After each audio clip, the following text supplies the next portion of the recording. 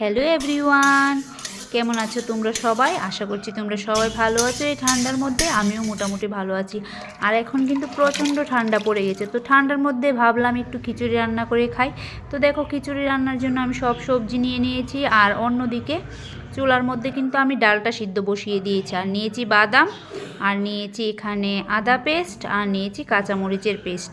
তো ডালটা তো অন্যদিকে সিদ্ধ হচ্ছে, এর মধ্যে আমি একটু লবণ দিয়ে দিচ্ছি। তো দেখো, ডাল আমার সিদ্ধ হয়ে গেছে। তো এর মধ্যে আমি অল্প অল্প করে চালগুলি দিয়ে দিচ্ছি। তো দেখো, চাল দেওয়া শেষ, চালটা ফুটেও গেছে। এর মধ্যে আমি বাদাম, তারপর এক এক করে সব যা যা সবজি নিয়েছি সব সবজি এর মধ্যে আমি অ্যাড করে নিচ্ছি।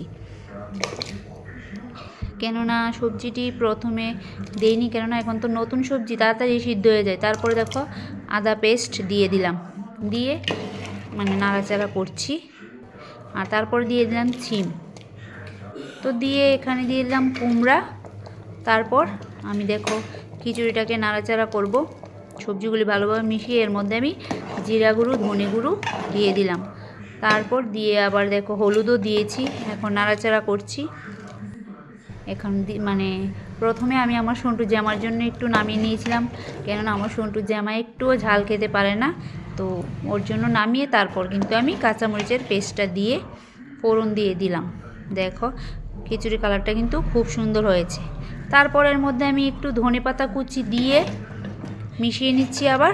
তারপর দেবো একটু ঘি, এই দেখো ঘিও দিয়ে দিচ্ছি। তারপর কিন্তু আর কি, গরমা গরম আমার খিচুড়ি রেডি। তো ঠান্ডার মধ্যে খিচুড়ি খেতে কে কে পছন্দ করো আমাকে কিন্তু কমেন্টে জানিও। আর খিচুড়িটা খেতে কিন্তু খুবই টেস্ট হয়েছিল, তোমরা খেলে হয়তো বা বুঝতে পারতে। আমার তো ভালোই লেগেছে।